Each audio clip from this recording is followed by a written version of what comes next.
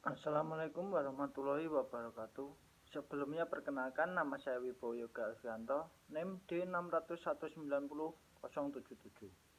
Di sini saya akan mempresentasikan hasil pengerjaan saya mengenai tugas mata kuliah analisis ekonomi biaya dengan tema Break Even Point. Pokok pembahasan dari Break Even Point sendiri dibedakan menjadi 3 poin. Yang pertama yaitu mengenai landasan teori, yang kedua mengenai asumsi dasar, dan yang terakhir rumus dan pembahasan. Yang pertama yaitu mengenai landasan teori. Landasan teori sendiri berisi tentang pengertian, manfaat, dan tujuan dari break even point itu sendiri. Berikutnya mengenai pengertian break even point. Break even point merupakan posisi di mana perusahaan tidak memperoleh laba dan tidak menderita kerugian. BEP atau titik impasse sangat penting bagi manajemen untuk mengambil keputusan untuk menarik produk atau mengembangkan produk, atau juga untuk menutup anak perusahaan yang tidak menguntungkan. Manfaat dari break even point. Yang pertama, sebagai pedoman bagi pemilik usaha untuk memberikan nilai investasi yang sesuai sehingga dapat mengimbangi biaya produksi pada awal. Yang kedua yaitu menggunakan hasil perhitungan tersebut sebagai analisis bagi perusahaan untuk menentukan nilai pembelian dan penjualan saham, perancangan anggaran, dan juga proyeksi keuangan perusahaan. Yang ketiga yaitu sebagai tolak ukur penentu margin agar perusahaan memperoleh keuntungan bukan kerugian. Dan yang terakhir, metode untuk perbaikan keuangan perusahaan. Berikutnya yaitu mengenai tujuan dari break even point. Yang pertama, mengetahui nilai break even point memungkinkan pengusaha untuk memperkirakan volume kapasitas produksi yang akan tetap ada setelah BEP tercapai.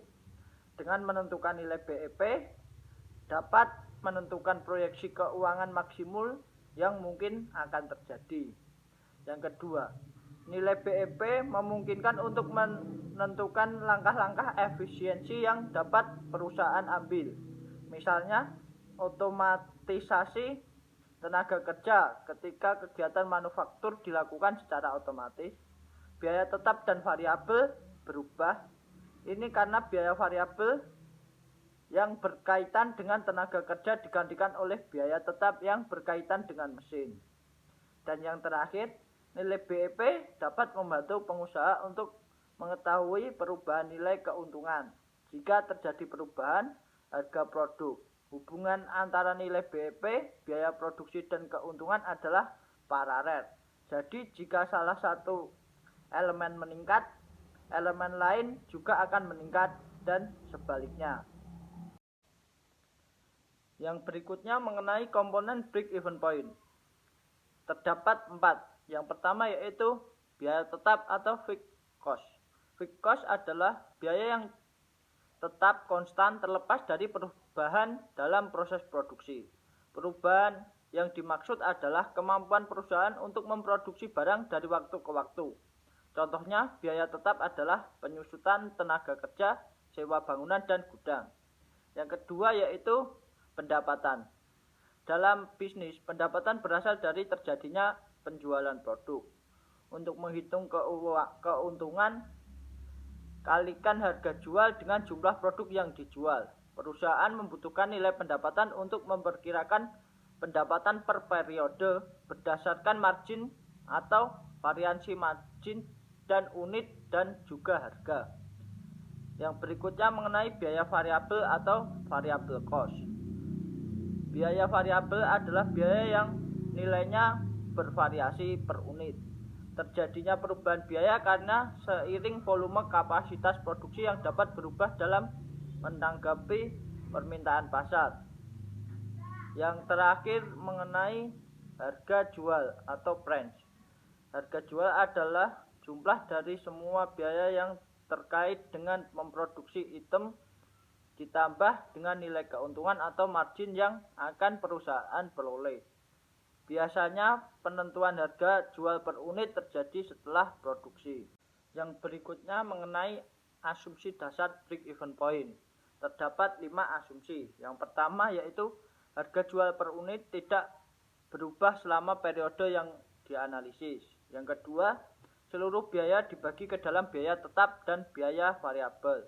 Yang ketiga, besarnya biaya tetap tidak berubah meskipun ada perubahan volume produksi atau penjualan.